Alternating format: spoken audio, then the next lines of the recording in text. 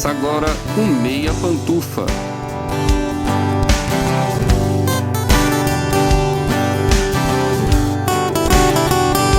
Bom dia, boa tarde, boa noite, boa madrugada, pessoal!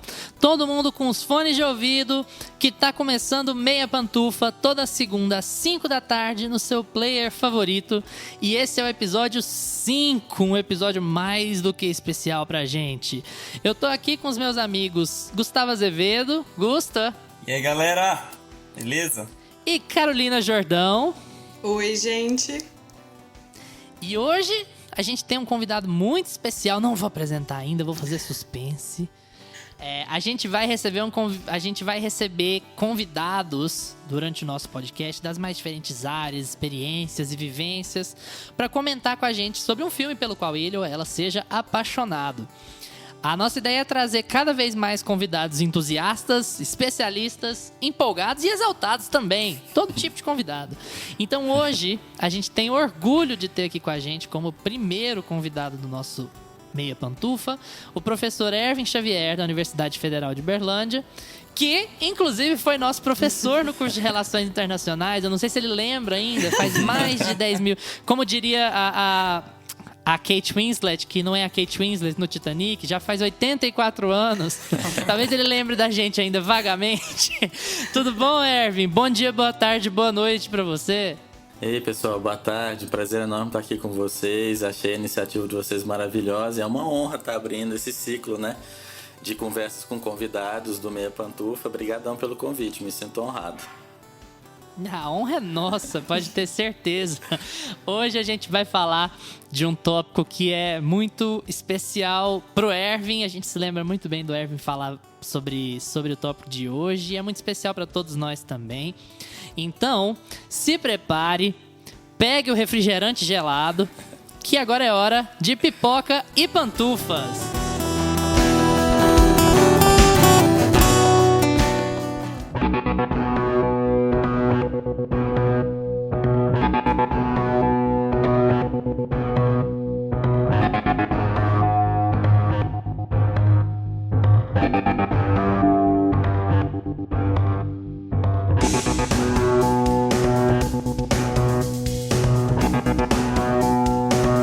Pipoca e Pantufas.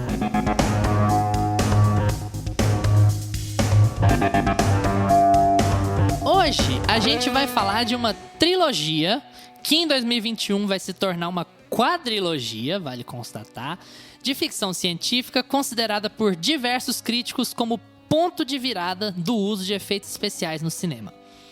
Em Matrix, as diretoras Lana e Lily Wachowski desenvolvem uma distopia que encontra suas bases em profundas questões filosóficas de pensadores como Descartes e Platão, e na obra Neuromancer, de William Gibson, principalmente, bem como consegue combinar o melhor uso da jornada do herói, que a gente comentou em alguns episódios anteriores do que se trata, com o existencialismo que acaba se tornando tendência no cinema do fim da década de 90, com alguns filmes como Clube da Luta e alguns outros diretores. E o primeiro Matrix é de 1999, e a gente considera, não só a gente, né, críticos de cinema, espectadores por todo o mundo, consideram que é um filme que muda para sempre o modo como o mundo encara a ficção científica e o cinema de ação.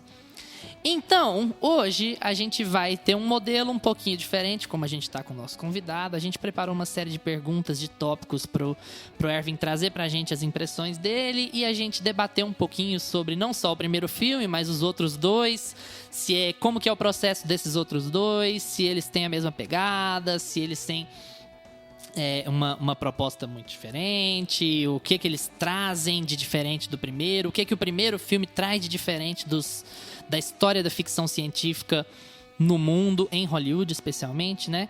E a gente preparou uma série de perguntas e conteúdos pra gente estimular um debate muito legal sobre o legado de Matrix. O que Matrix vale por si e qual é o legado que Matrix deixa pro cinema e pro cinema de ficção científica nos já mais de 20 anos que se passaram desde o primeiro filme.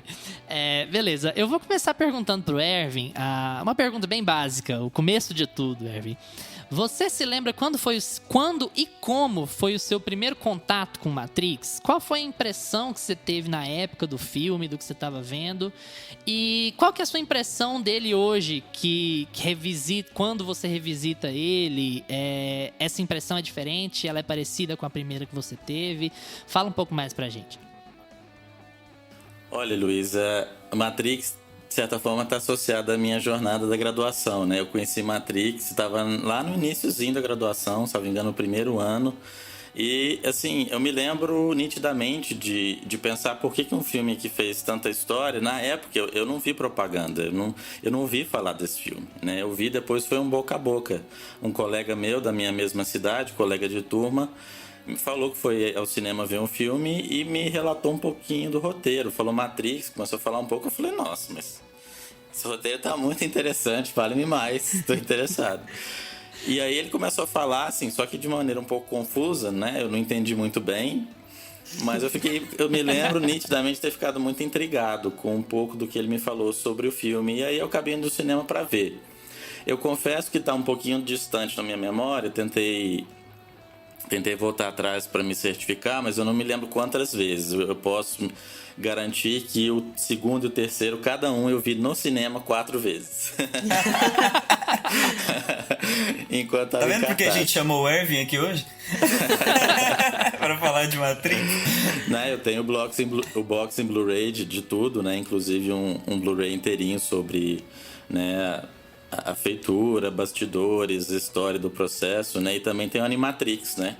Porque uma das particularidades de Matrix é que a história é contada em mídias diferenciadas, né? Por exemplo, através do videogame e também de animações, né? Animes estilo japonês mesmo. Mas eu lembro de ter ficado muito intrigado com a história. Eu não me lembro mesmo da reação inicial de estar no cinema, o que eu senti. Assim, eu me lembro dos outros. Mas, assim, eu acho que com o passar do tempo, reassistindo, tendo em casa, eu acho que a sensação não é tão diferente, é a mesma. O que vai acontecendo é que eu acho que camadas vão sendo acrescentadas, né? Porque, assim, sempre depende.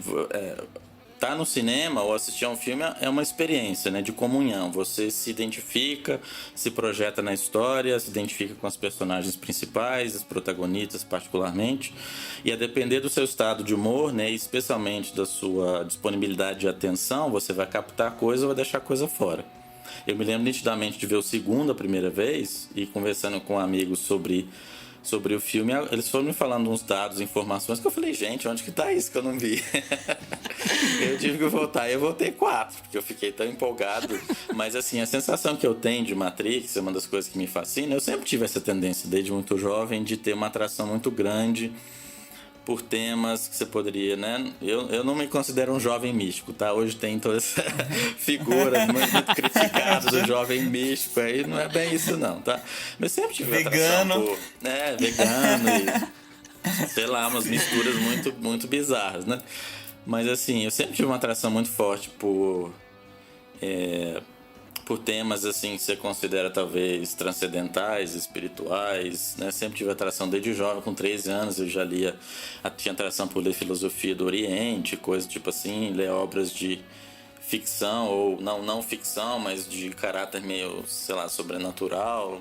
Esses temas têm a ver com a natureza, talvez por conta dos meus conflitos desde muito novo e a natureza da minha mente, vamos dizer assim, eu sempre tive atração por esses temas, né? E Matrix abriu um campo, assim, porque é uma representação única, né? Por mais que haja filmes que tocam esses temas da natureza, da realidade, etc., eu confesso que aí vem a minha admiração por ela, a gente vai falar disso mais tarde, provavelmente, né?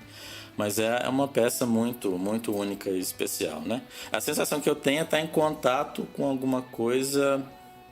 Não sei se eu posso dizer que é a natureza de uma revelação. É uma sensação de estar em contato com algo misterioso, transcendental, especial, mas que ao mesmo tempo a mente não consegue, sabe, representar completamente, dominar, destrinchar. É uma coisa assim que é o Chan também, né? Porque eu acho que se você excessivamente destrincha demais intelectualmente uma coisa, ela acaba perdendo um pouco da mística que ela tem, né? Eu assisto muitas vezes, já explorei, eu já ouvi inclusive, né, fui atrás de muitos anos atrás, de ver elas mesmo falando sobre a trajetória, um pouco dos filmes. Mas em geral, assim, eu acho que nada como sentar lá e mergulhar naquilo e sentir, né? Porque ver filme é como, né, como você experimentar outras vidas, né? Pelo processo de identificação psicológico, é você viver vidas que você não tem condição de viver, né? E se aproximar de experiências, até ter o sabor de experiências que você não teria na sua vida diária aqui no tempo e espaço, né?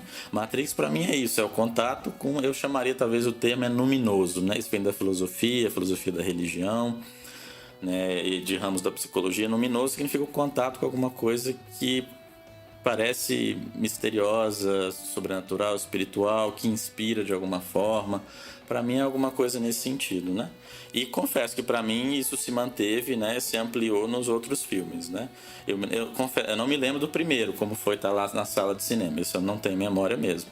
Mas o segundo e o terceiro eu tenho memória nítida. Eu juro que eu fiquei assim, a primeira vez que eu vi o segundo, eu fiquei 2 dias fora do ar, assim. Eu terminei de ver, liguei pra minha mãe, na época assim, a gente conversava muito e era um orelhão, porque eu acho que não tinha fixo em casa. Aquela pindaíba, né, de jovem estudante universitário, morando longe de casa. E lembro de ligar pra ela e ficar, sei lá, mais de hora. Gastou o dinheiro todo pra ir ver o filme 4 vezes? Aí não tinha como ligar. Como que eu ligo agora? Ir lá pro orelhão, gastar alguns cartões falando pra minha mãe, porque ela também é interessada nessas coisas e, sabe, mais de hora. E eu, assim, fascinado. Você explicou Matrix pra sua mãe em um cartão de orelhão, foi impossível. O poder de síntese é absurdo. E ele não acaba, né? O Reloaded, ele tem to be continued, então você fica meio... Exatamente. Tem ainda esse... Eles penduraram o filme. Ficou o gancho, ainda, né? Ficou Não, ainda eu com não ansiedade sabia maior. daquele finalzinho depois dos créditos, que você já antecipa, né, o terceiro. E aí depois de ver o primeiro, levantou os créditos, a galera foi embora, eu fui também. Depois me falaram, não, deixa passar os créditos, fica até o final que tem um trailerzinho do próximo. Eu falei, como que eu não vi isso? Mais uma cultura do cinema que Matrix começou, então. Porque hoje em dia, né, o fã de Marvel vai pro cinema e enquanto o Lanterninha não enxota ele de lá, ele não fala, não, mas... Moço, não tem mais pós-crédito, já tá começando o outro filme, eu já tô limpando a sala aqui, o cara tá lá sentado esperando. Não, vai ter. Não, mas você falou uma coisa interessante, Erwin. Eu só queria te perguntar pra deixar mais esclarecido, assim. Você fala que você consome Matrix de uma maneira a não destrinchá-lo muito. A ter uma experiência mais de absorção e menos de destrinchar. Isso foi sempre assim? Ou você já explorou esse filme tantas e tantas vezes que você acabou mudando o processo de visão dele, de leitura dele, para ser uma coisa mais... menos cabeçuda, de quebrar e entender as filosofias por trás e mais de absorver a experiência? Não, quando eu falo assim de destrinchar, não tem nada contra. Até porque se você se apaixona por uma coisa, não tem jeito, você corre atrás. Eu fui atrás de ver documentário, informação, ler texto sobre Matrix, um monte de gente escrevendo, impossível. Lógico que você faz parte do momento, né? O problema é você conseguir, às vezes, voltar para a experiência do filme sem uma interferência de processo. Você conseguir de novo voltar e saborear, né? Porque é igual você sentar numa sala de concerto. Se você está sentado numa sala e você fica lá pensando e sei lá, analisando o que está acontecendo, você não tem experiência de que é comungar e saborear aquilo, né? Mas é claro que não, sem dúvida que eu já destrinchei, já corri atrás de um monte de coisa, já vi interpretações as mais... isso muitos anos atrás, eu nem lembro muito bem, confesso, né? Das mais variadas sobre o filme, a história... Então, desde tradições filosóficas e meio até esotéricas, né? Antroposofia e não tem mais doidão assim. Mas não tem jeito, se você se apaixona, você vai lá, você quer saber como que foi feito, de onde vem a inspiração, quem são as pessoas, qual que é a trajetória delas. Eu tenho uma admiração gigantesca, eu fui atrás das Wachowski, que na época não eram os Wachowski, que hoje são as Wachowski. Mas assim, pessoas de uma inteligência, uma sensibilidade e um nível cultural que atravessam filosofia mundial, a literatura, né, as artes, que é bárbaro, né? E transpor isso para um objeto, eu acho isso muito, assim, você colocar isso tudo num filme, eu acho que o legado de Matrix começa aí já, de você conseguir falar tanto com 2 horas de filme, sabe? E aí a gente aprende, você senta, assiste o filme, você aprendeu muito com uma peça. Eu acho isso fantástico. E você aprende em todos os sentidos. Tecnicamente, o filme é muito bom. Filosoficamente, ele te entrega.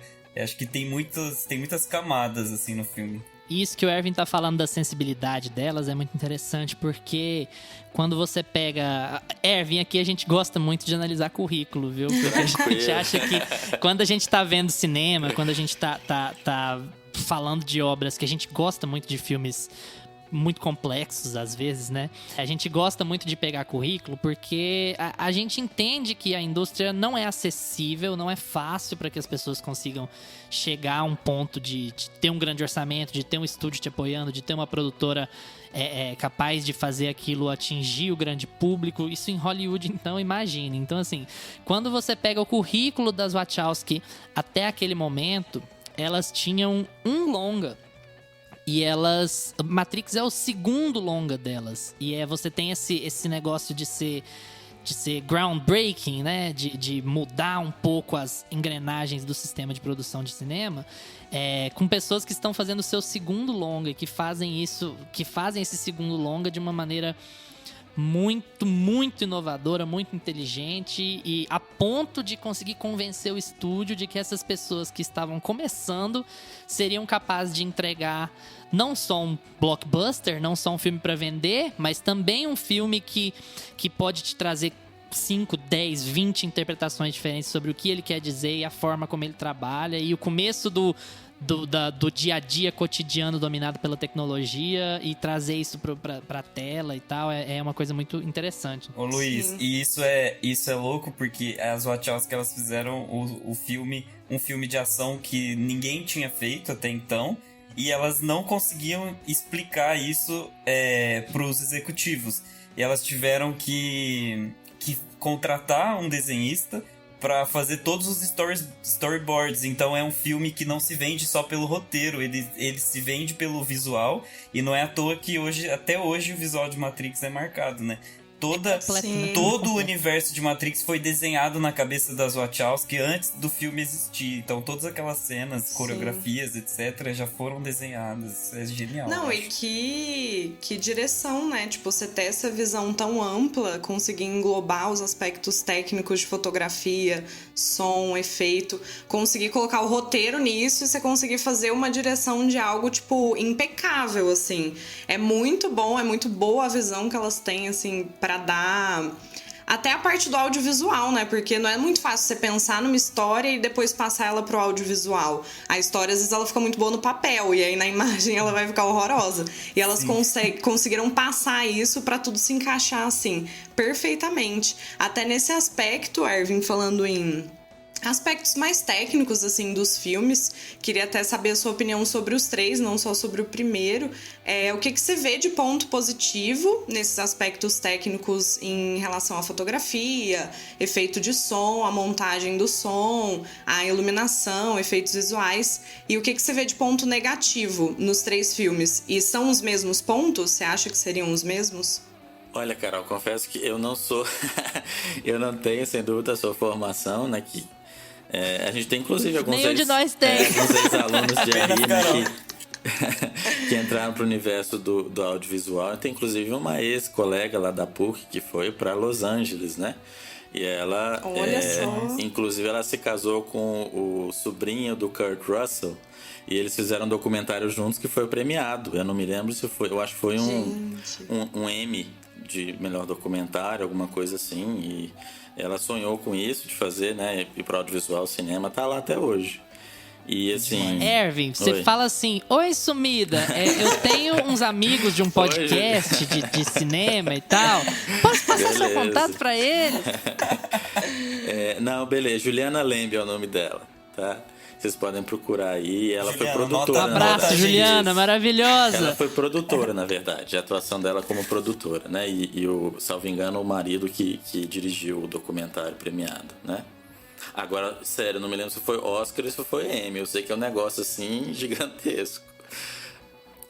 Tem o Paulo Ernesto, por exemplo, também, que vocês sabem que é um ex-aluno de RI, que também virou produtor de curtas-metragens premiado até internacionalmente, né? Então, assim, eu fico muito feliz de ver essas coisas.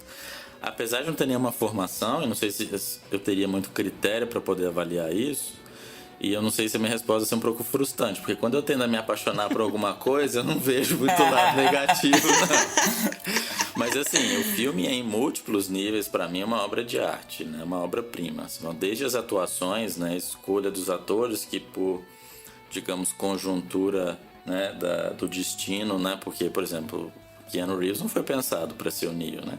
Acabou sendo, e eu não consigo imaginar outra pessoa no lugar, né? E quem eles pensaram inicialmente, quem elas pensaram, não sei se encaixar muito bem. Nossa, a gente já teve essa discussão aqui se os atores, esses atores icônicos assim, se a gente consegue ver outros atores atuando, fazendo o mesmo papel. É muito difícil desvincular, né? O Neo é o Keanu Reeves. Não, quando é tipo assim, o conjunto é uma obra de arte, as atuações são impecáveis, se encaixam perfeitamente no conjunto, não dá pra ver outra pessoa, né? E aí é realmente o talento de entregar uma obra, né? Igual se olhar uma pintura, sei lá, do Monet, que é uma hora ninguém vai pensar em retocar ou mudar alguma coisa, né? Mas assim, eu acho que em múltiplos níveis que vão desde, por exemplo, os efeitos em termos da luz, você vê que, por exemplo, quando você está dentro da Matrix, você tem que ter aquele tom esverdeado que dá uma outra percepção de realidade. Quando você está fora da Matrix é outra coisa. E desde a coreografia das cenas, né? As cenas de Kung Fu, das artes marciais, os efeitos visuais são extraordinários, os códigos aparecendo, né? O Neo vendo quando ele, né, ressuscita. E é muito extraordinário, né? Você vai desde na Lauren Fishburne, Carrie-Anne Moss, uma das que a gente não fala muito, que inclusive morreu entre, né, a gravação do segundo e terceiro, que é a Gloria Foster, que fez o Oráculo, que pra mim é uma performance absolutamente impecável, né? É uma coisa assim de outro mundo. E lógico, a sucessora no terceiro também teve uma performance interessante também, mas eles tiveram que adaptar a própria história, né? Você vê até como que a realidade afeta a ficção. Né? Mas assim, eu acho extraordinário. Como você falou, transforma uma história e misturar esses efeitos. Você tá na Matrix, tá fora, o código, aquela coisa toda, dá uma sensação global fascinante mesmo, assim. Eu não sei se eu consigo explorar tecnicamente muitos detalhes, mas se quiser pode chamar atenção para alguns pontos que você talvez queira explorar, a gente pode conversar. Mas em múltiplos níveis, né? Desde, eu falei, o som sei lá, do código. Não tem como. Você ouve aquele som típico da Matrix, você já é transportado para aquele universo, né? É impressionante. Sim, eles realmente conseguiram criar aspectos que fizeram a trilogia virar um universo mesmo, né? Ela não é só uma história, tipo, você vê o filme e esquece ele. Você vê qualquer coisa que relacione com Matrix, tipo um código verde, a letra, a fonte parecida, você já fala, gente, é Matrix isso. Eles conseguiram introjetar muito isso na nossa cabeça, isso é muito bom. Exatamente. E figurinos, cara. Os figurinos, sobretudo, os óculos, sabe? Dentro e fora da Aquelas Matrix. cenas na chuva, meu Deus. Exatamente. Né? E é só prova de que o Neo era realmente o escolhido, porque lutar de sobretudo deve ser uma trabalheira. E aí, mas é muito estiloso. É um talento Ela excepcional. é muito legal você pular assim sobretudo. Concordo plenamente. Muito. É estiloso.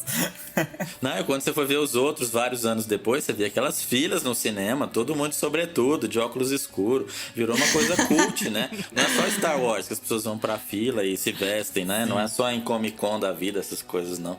Lá na fila do cinema, eu lembro, lá em BH, nitidamente, aquela fila cheia de gente, os sobretudos, aquela energia, a expectativa, o fascínio de você entrar de novo, mergulhar no universo. Uma energia, uma sensação para além da história, né?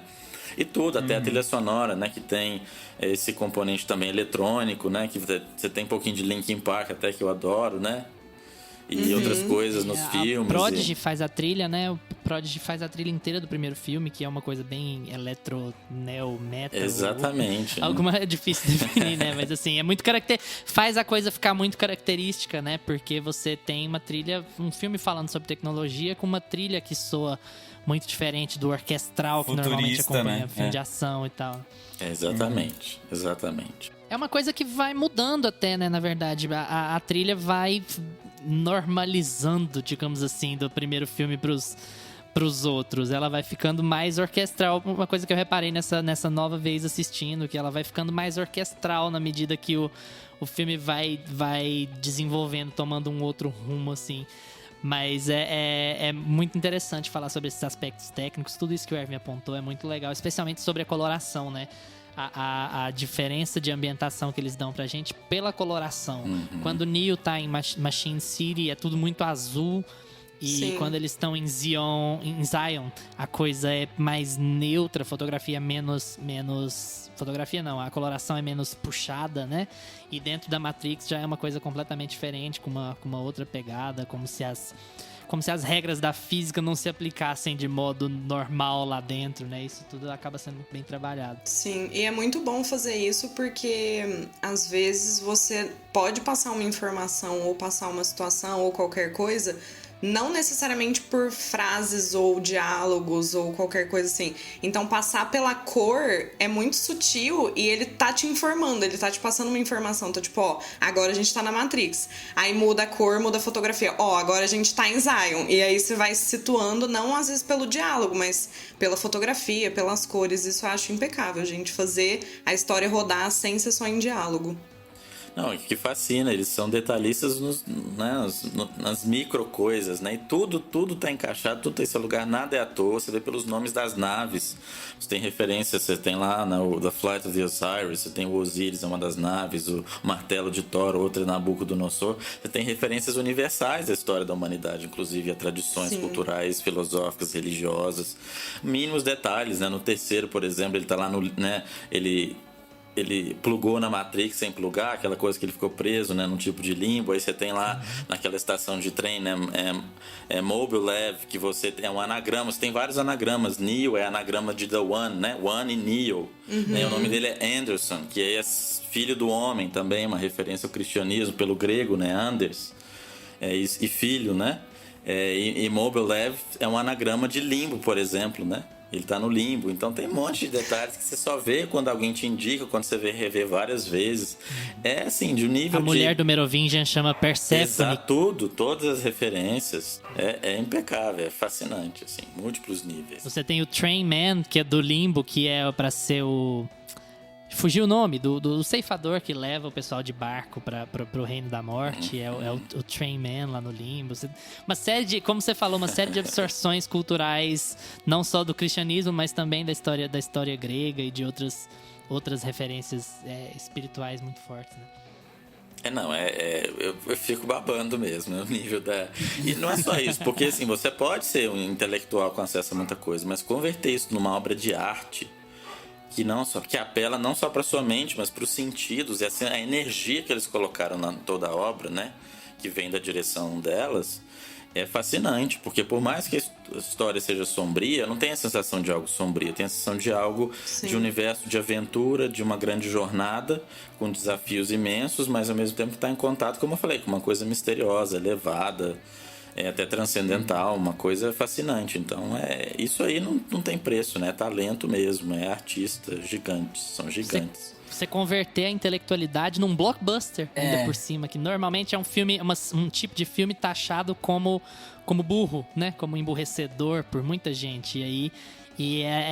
Essa aí é a prova de que o caminho não precisava ser assim, de que o filme poderia discutir coisas interessantes, coisas sérias, sem ter que se emburrecer pra isso, sem ter que ser menor por causa disso. É simplificar e tratar dos assuntos nas sutilezas e ainda assim fazer um filme que funcione só por entretenimento, só se você não quiser desligar a cabeça e assistir pra se divertir com a cena de ação, você vai conseguir fazer isso. Esse é um talento muito, muito difícil, que é muito pouco valorizado, inclusive, quando você pensa em blockbuster, né? E o legal essa parte de ser um legado, de Matrix ser um legado, eu acho bem legal a gente falar aqui também, porque quando eu fui rever todos os filmes, e aí você vai assistindo as cenas, e você fala assim, essa cena já foi reproduzida 253 vezes por filme X, filme Y, filme tal. O último filme que eu vi do Christopher Nolan, que hoje eu sou muito fã do Christopher Nolan, todo episódio a gente fala dele. Todo episódio. Todo santo episódio. Olha, eu também sou, mas Tenet beira ininteligível. Eu vou falar que eu me considero razoavelmente inteligente, mas aquilo ali tá... Então, é legal ver o Christopher Nolan. Aquela cena que ele fez do carro é uma cena... Basicamente a cena do Reloaded, da perseguição que eles estão tendo enfim, que tem vários interesses ali envolvidos. É uma cena, eu acho a melhor cena do Reloaded, a cena da autoestrada, lá que eles estão numa rodovia. Aquela cena é genial, tipo, você consegue ver vários interesses sendo colocados em cenas diferentes de ação. Então você consegue entender todos eles, quem tá querendo perseguir quem tá querendo proteger quem. Isso numa cena de ação de um filme do Michael Bay, que a gente às vezes fala mal aqui também, às vezes fica quase impossível.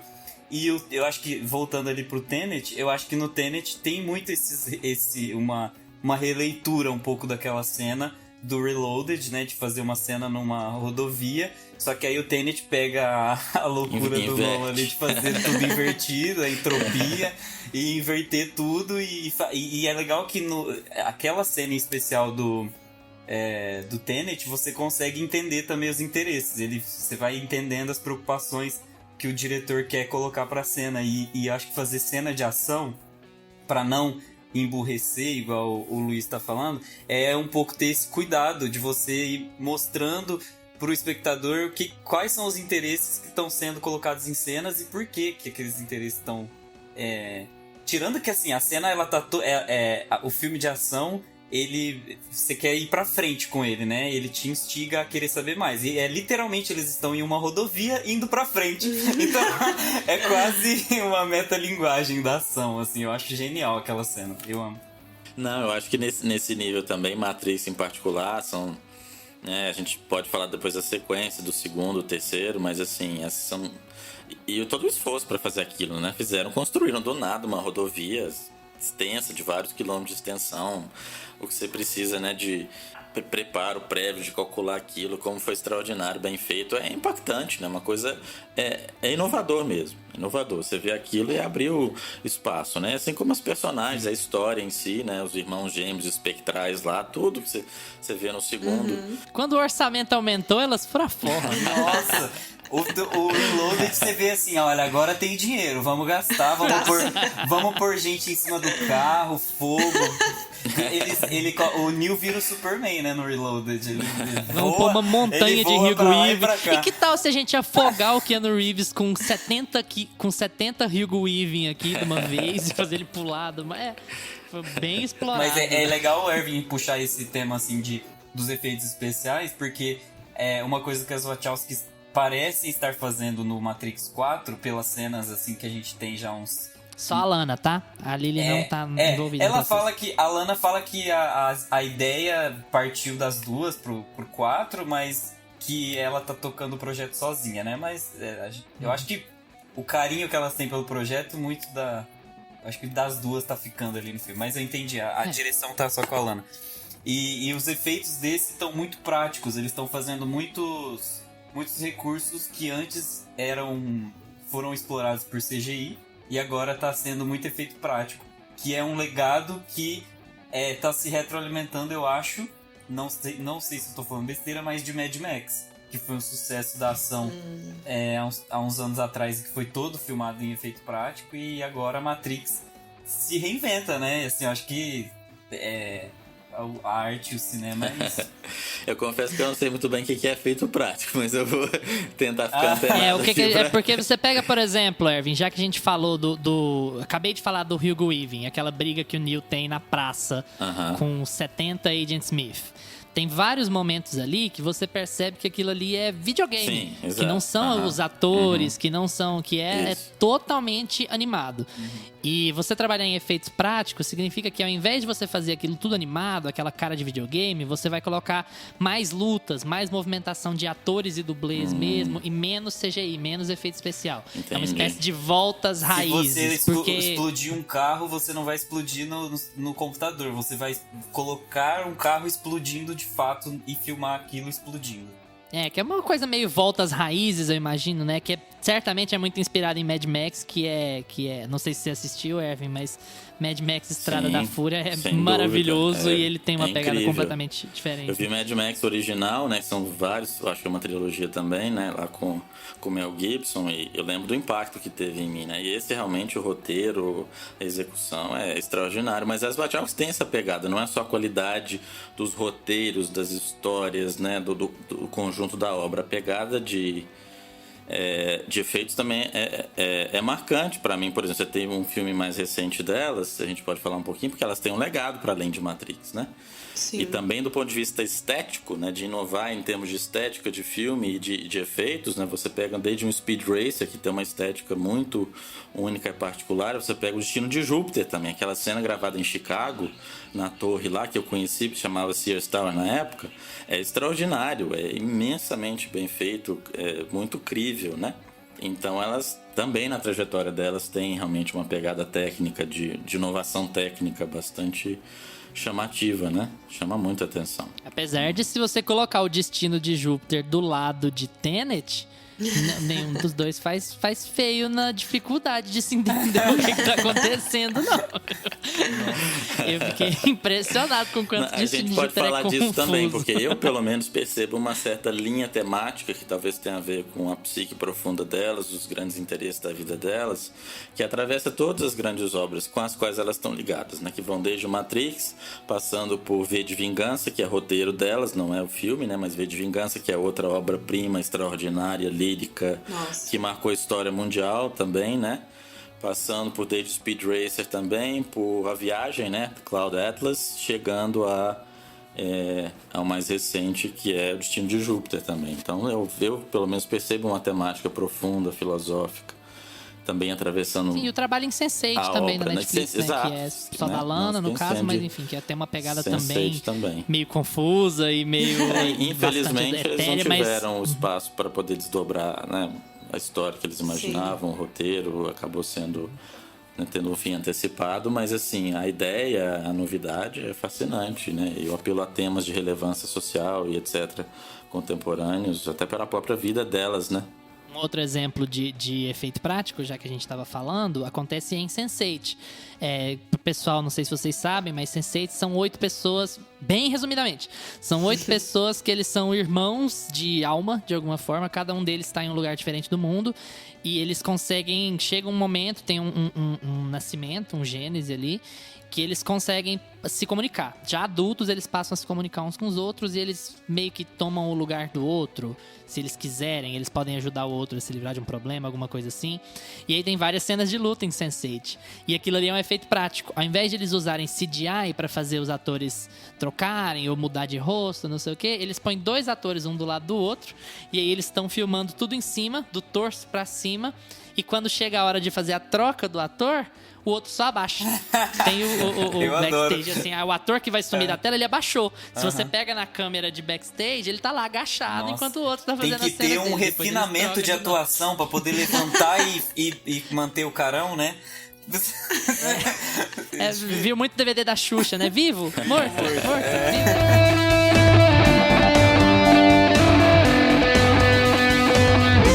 Vai lá, sua próxima pergunta. Nossa, a minha pergunta, Ervin, assim, acho que vou até contextualizar, né, com uma fala que tem no filme, que, se eu não me engano, é o próprio Morpheus que fala. Então, o Morpheus, ele faz um questionamento, né, e esse questionamento ele é repetido em vários trechos do filme, por vários personagens, vários personagens ali do filme perguntam e questionam o que é o real. Então ele chega a falar, o que é o real? Como você define o real? Se você está falando daquilo que sente, o que você cheira, o gosto e a visão, então o real é simplesmente sinais eletromagnéticos sendo interpretados pelo seu cérebro. E aí eu queria saber de você, Ervin, interpretando Matrix, com a ótica de Matrix, né, vendo ali tudo que eles estão provocando na gente, o que é o real para você? Como você enxerga o real? eu te devolvo Matrix, a resposta tá lá. Bem, esse é o tema central, fundamental, né? Da trilogia, da história e assim, o tratamento, a precisão até em termos conceituais, até filosóficos, o tratamento desses temas e a expressão artística, né, que veicula o tratamento desses temas é muito profunda, brilhante. E é a questão central mesmo, né, do que é a realidade. Você tem vários paralelos, você pode fazer com Matrix, já vi associações, por exemplo, à Caverna de Platão, né, e tem muitas associações filosóficas possíveis, né, mas eu acho que esse é o tema central. E o Morpheus tem razão, ele já explica muito bem, até do ponto de vista, né, científico, neurocientífico, o real é o que você capta pelos sentidos, as informações que vêm dos sentidos. Não o que você cheira, o que você saboreia, o que você ouve, o que você vê. Isso é o real. Mas o real, na verdade, não é real, né? O real é um processo de decodificação. Porque, na verdade, quem produz, na verdade, quem converte o contato dos sentidos com alguma coisa que a gente não sabe o que é, em imagens, em sons, em cheiros, é o cérebro. Então, na verdade, o real está dentro da mente. Não existe realidade sem mente, sem consciência, sem um aparato consciencial perceptivo. Não tem realidade. O filme deixa isso muito claro. Mas outra coisa que fica clara é que a realidade varia de sujeito para sujeito. Porque muito da realidade não é externa ao sujeito, é interna ao sujeito. E o que é real para um sujeito é irreal para outro sujeito. Vamos supor, até pela física, por exemplo. Você sabe que pela física, em termos do que você vê, né, do que os nossos olhos são capazes de captar, eles captam, né, do universo amplo de frequências eletromagnéticas que circulam pelo universo todo, o nosso olho é capaz de captar, traduzir em imagens um espectro muito pequeno, que a gente chama aqui no limite superior de frequência, a gente chama do violeta ou do ultravioleta, no limite inferior a cor vermelha e o infravermelho o olho já não capta, percebe. Se mero recurso à física básica e ótica, a gente já tem uma noção de que o que existe é muito maior do que a gente percebe. Porque há frequências que existem e estão circulando que a gente não percebe. Por exemplo, se eu colocasse uma antena aqui na minha sala, na minha biblioteca agora, eu conseguiria converter ondas de rádio que estão circulando, que o meu sistema perceptivo não capta, e converter elas em som audível. Eu pego o rádio da China, por exemplo, que consegue transmitir talvez em onda longa, e chega aqui. E o meu aparelho decodificador consegue captar e converter. Então, esse é um grande mistério da existência. O que Matrix mostra, e você vê esse desdobramento na medida que os filmes vão evoluindo, do segundo para o terceiro, porque o segundo, na verdade, as pessoas vão criticar, mas é genial. E até elas, uma coisa que eu gosto que elas fazem é que elas não se permitem muito fazer comentários e explicar o filme. Porque um artista faz uma obra, não é para ele ficar... Ele não vai ficar... Ele ou ela não vai ficar destrinchando. Perde o sentido. Imagina você falar, Monet, vem cá, o que você pintou aqui? Me destrincha. Não faz nenhum sentido, né? E às vezes elas tocam em assuntos. Por exemplo, o segundo filme você vê que é uma sistemática desconstrução de toda expectativa criada no primeiro. Ele desconstrói tudo, porque um monte de revelação... Né? Você achava que era uma coisa, é outra, que o papel e a função do escolhido, do um, é uma coisa, e você vai ver que é outra, é um sistema de controle mais profundo. Ou seja, o que existe, a realidade vai sendo revelada em camadas. E para poucos personagens, a gente que está assistindo acompanha o Neo e acompanha as revelações a que ele tem acesso, mas se você percebe, ele é um gigantesco solitário. Ninguém sabe o que ele sabe, ele é absolutamente solitário. Né? Por quê? Porque ele teve acesso a camadas da realidade por conta da estrutura dele, do talento, do nível da percepção, que nem outro ser na estrutura da Matrix tem acesso. E ele contata seres e descobre a natureza de seres que ninguém mais sabe. Por exemplo, no primeiro você acha que o oráculo é uma pessoa, não é uma pessoa. É uma outra forma de vida, que lá você chama de um programa, né? Mas assim, esse que é o fascinante, por exemplo, quem nunca viu um cachorro sentado na sua frente e não tem nada na sua frente, de repente ele começa a latir loucamente, como se tivesse uma presença ali. E aí você fala, mas o cachorro endoidou, não tem nada ali. Na nossa percepção restritiva. Por quê? Eu já mudo de ambiente, quarto. Porque a extensão da percepção dos sentidos do cachorro é de outra faixa. Por exemplo, a gente sabe que do ponto de vista do olfato e da audição, eles conseguem ouvir faixas e frequências que o nosso sistema não capta e nem traduz em cheiros e sons. Ou seja, o que existe para o cachorro é diferente do que existe para mim. A mesma coisa você falar de uma pessoa esquizofrênica. Ela está percebendo outros conteúdos e processos que uma pessoa dita normal não percebe. E aí você taxa de louco. E como você tem medo de perder o controle sobre o seu processo de vida, você encarcera essas pessoas e manda lá, né, como eu dizia o Foucault e outros, você encarcera e retira do convívio, né? Mas isso serve para explicar desde, por exemplo, algo que pessoas que na tradição religiosa, você pode falar no Brasil é comum, o espiritismo, de pessoas que veem, sei lá, espectros, pessoas mortas, coisa do tipo. Eu não vou... Em Matrix você tem isso, né? Aborda isso No segundo, claramente, a Oráculo né? explica isso, né? A Oráculo fala no segundo Exatamente. filme, né? Toda Ó, vez que você vê um vampiro, fantasma, um lobisomem. ET, alguma coisa, um Exato. vampiro, um lobisomem, é alguma coisa que simplesmente é um programa que não está funcionando do jeito que a Matrix espera. Então ele é decodificado por nós, por programas funcionais e por humanos, como um ET, ou como um fantasma, como alguma coisa assim. É a gente tentando... É exatamente isso que você está falando. É o nosso limitado cérebro tentando decodificar o que está além da nossa alçada de possibilidades, no caso, né? É a gente tentando absorver aquilo para o que a gente entende como realidade, né? Exatamente. Eu não acho razoável supor que todos os seres vivos, particularmente humanos, tenham a mesma faixa de captação de onda e decodificação de onda. E se vocês têm um ser humano com a faixa de decodificação de onda por um cérebro especial, que ele permite a essa pessoa captar frequências de onda, energia, que ninguém percebe. E ele converte isso através de outros sistemas, o sistema da impressão, o sistema da sensação, em imagens, em cheiros e tal, que para ele configurar o que existe e para outro não existe. E aí você fala, louco? Mas o que é a grande imagem que Matrix traz em vários níveis, que é fascinante? A ideia é que a mente, isso também você retira em algum nível o que a gente chamaria da metafísica, da física moderna, né? A ideia é que a mente é um processador de realidade. É ela que constrói a realidade.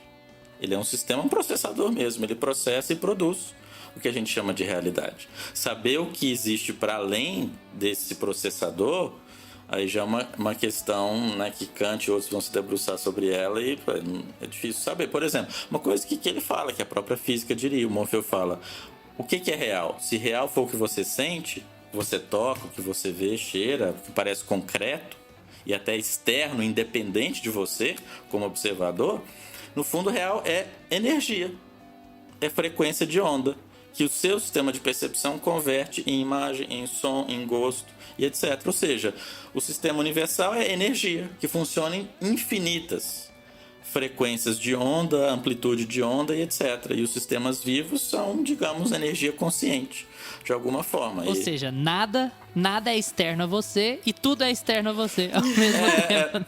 No fundo, grandes filósofos vão dizer isso, a única forma realmente adequada de abordar e explicar a realidade é através do paradoxo. Porque a realidade é paradoxal. São duas coisas opostas, simultâneas, contraditórias, convivendo ao mesmo tempo. E aí o que a gente fez, você até falou uma coisa muito interessante, Erwin, eu queria voltar nisso, porque tem um exercício que no cinema a gente chama de foreshadowing, que é, no segundo filme tem isso, que é muito legal, falando sobre ciclos, no caso, né? O foreshadowing, pra quem não sabe, ele é quando o filme, não necessariamente por palavras, mas por gestos ou por algum símbolo ou por alguma coisa, ele te dá uma ideia do que vai vir pra frente. Ele te mostra um indicativo do que vai vir pra frente, pra quando você chegar na conclusão da história, você...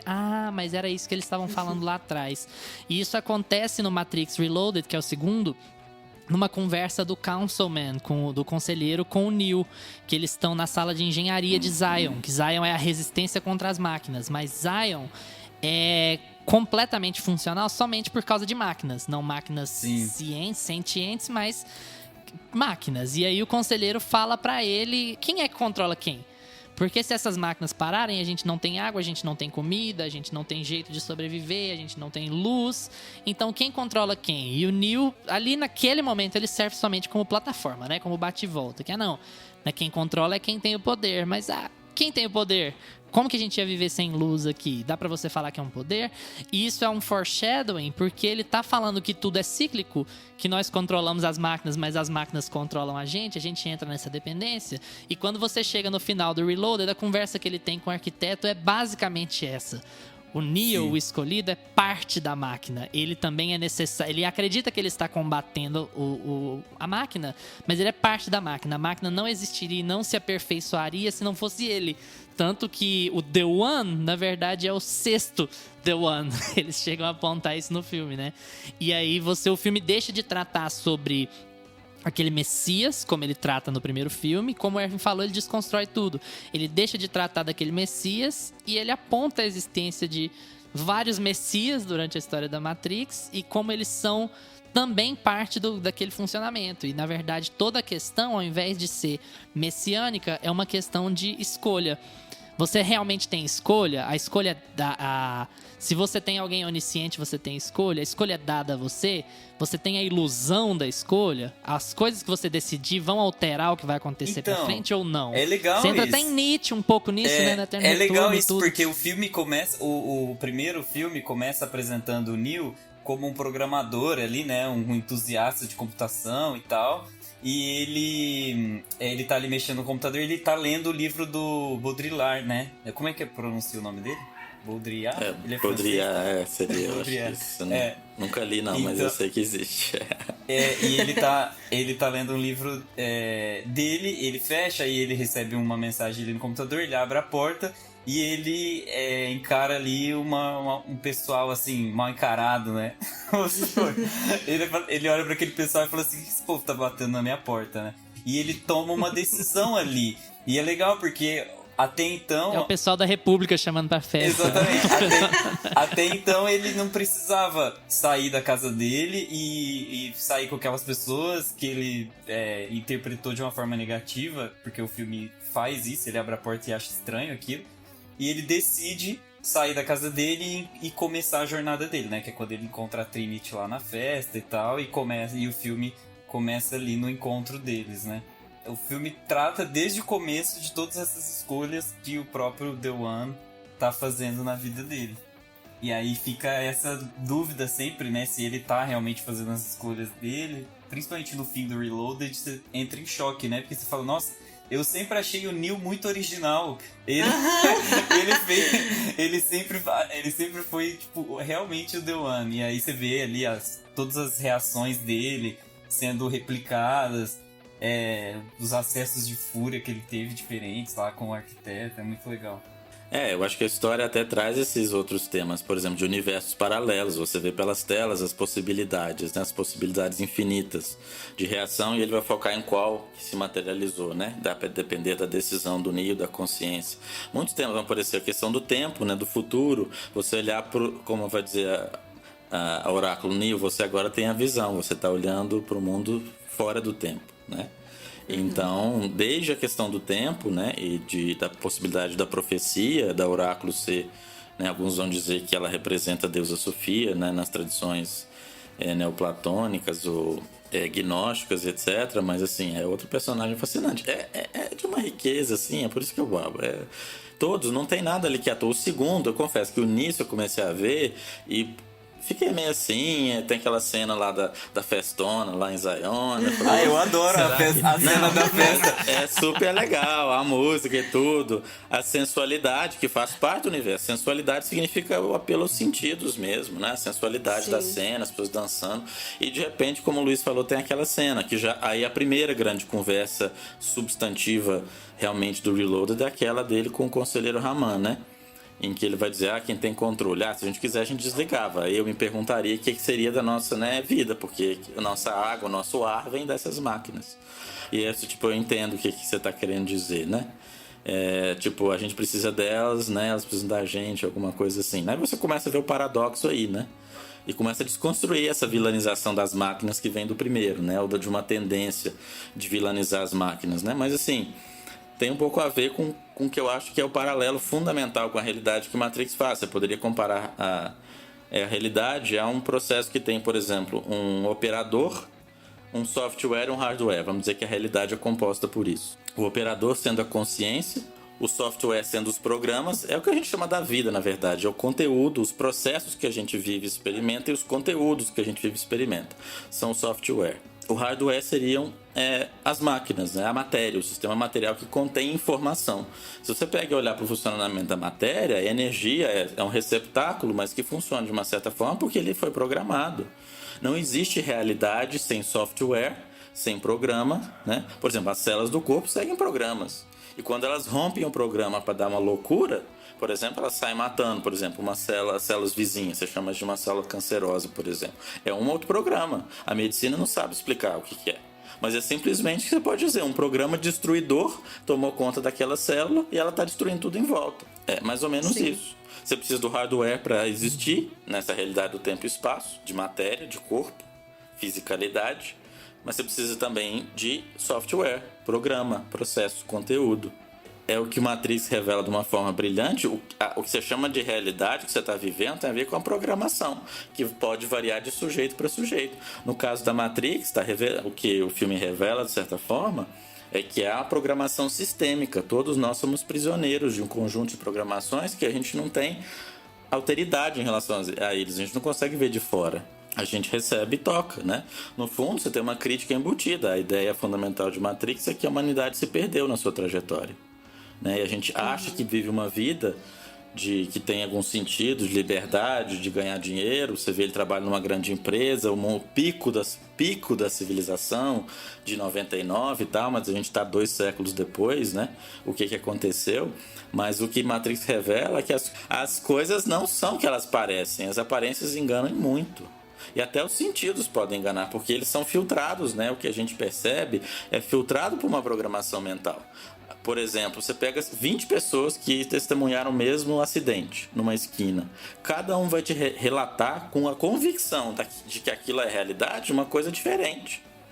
Isso tem a ver com o quê? Primeiro, com a atenção disponível. Qual que é digamos, o quantum de atenção, essa luz que ilumina e te permite perceber as coisas disponível, e a saúde dos sentidos dessa pessoa, né? Quanto ela estava completamente atenta, presente. Se você está, por exemplo, doente, deprimido, a sua atenção faz assim. Você não consegue ver e perceber nada. Então, o que você vive depende desses pilares, da sua atenção disponível, do funcionamento dos seus sentidos. E o que é real é isso, varia de pessoa para pessoa. Por isso que a realidade tanto está no que, digamos, no que aparentemente é externo a gente, no que acontece, no que os sentidos percebem de informação, mas está nos filtros.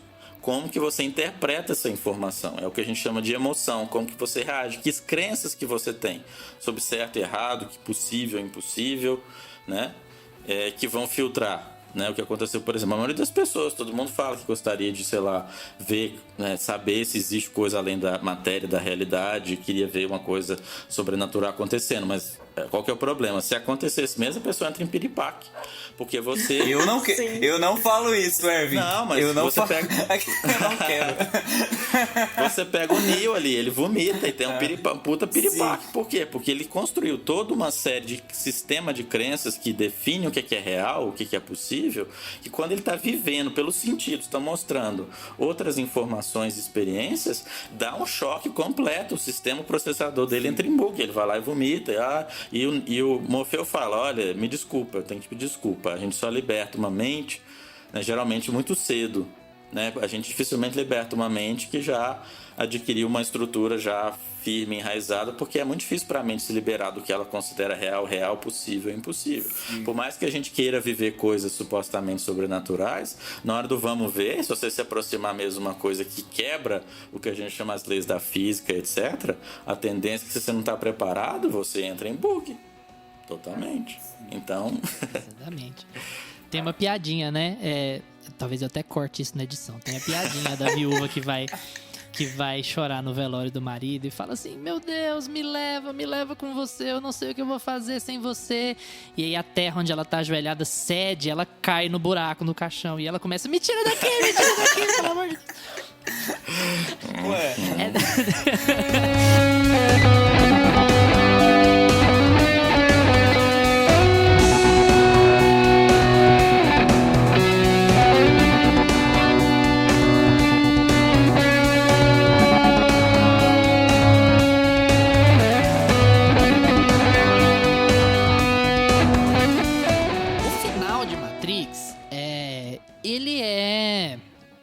Talvez ele fique um pouco deslocado do que a gente normalmente costuma consumir como a moral da história, como o fim de uma trilogia, o fim de uma solução. Porque qual que é o final de Matrix? É a revolução? Não. Ele é casado com aquela ideia de coexistência, talvez, ou de você nunca ter uma paz duradoura não sei, porque o ponto ali que chega você não tem uma quebra da roda, né? Você não tem uma quebra do sistema nem nada. Você continua tendo Matrix, você continua tendo máquinas, continua tendo humanos, você continua tendo muito mais máquinas do que humanos, máquinas muito mais poderosas, mas por conta de um acordo costurado por algum tempo, por um sacrifício, você tem uma trégua. E aí o filme acaba de modo muito feliz, mas com uma trégua. Todos aqueles combatentes que se vendiam como inconciliáveis e irreconciliáveis, máquinas e humanos, eles continuam existindo ali naquele mundo. Queria perguntar primeiro pro Erwin, nosso convidado. Erwin, você acha que isso foi feito por quê? Você acha que é uma solução satisfatória para o que vinha sendo apresentado? Tem alguma razão de ser aquilo ali? E aí abrir para vocês todos também, para vocês falarem o que vocês acharam desse final, como é que vocês interpretaram isso. Olha, eu confesso que eu acho que a verdadeira arte, ela vem de uma região da consciência, da psique, que está além da nossa estrutura intelectual, mental, tradicional, né? Eu acho que eu chamaria de inspiração, não sei. Porque se você tentar, por matemática, A mais B mais C, juntar e montar, nunca vai funcionar. Não tem inspiração porque as ideias são áridas. As ideias são uma representação, digamos, eventualmente lógica, né, do que a gente vive, experimenta, para tentar dar sentido, organizar, permitir a gente, sei lá, aceitar, controlar em algum nível. Mas assim, a impressão que eu tenho aqui no caso de Matrix, que é uma coisa muito inspirada, que vem de uma dimensão profunda, porque não dá para você sentar e ficar, não, eu vou pensar em todos os cenários possíveis, vou calcular, vou comparar, vou ver qual que faz. Não é por aí, nunca vai funcionar, nunca vai ter apelo, nunca. Porque aquilo vem de alguma fonte que elas têm contato dentro delas mesmas, com a psique coletiva, sei lá o quê, que é muito profundo.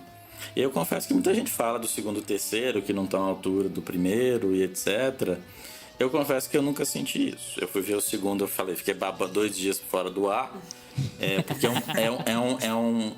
é um turbilhão de revelação inesperada que, como eu falei, desconstrói muito da expectativa criada no primeiro, né? E você começa a ver que a realidade nunca é o que você espera. E você vê o próprio Morfeu, ele vai estar lá no meio de um conflito tremendo, porque ele vai colocar todas as fichas dele na crença, né, de que aquilo terminaria a guerra para sempre, né, da profecia, né, o papel da oráculo, que ele nem sabe o que é, né? Nunca se perguntou, ele só fala no primeiro que é alguém muito velho que está com a gente desde o início.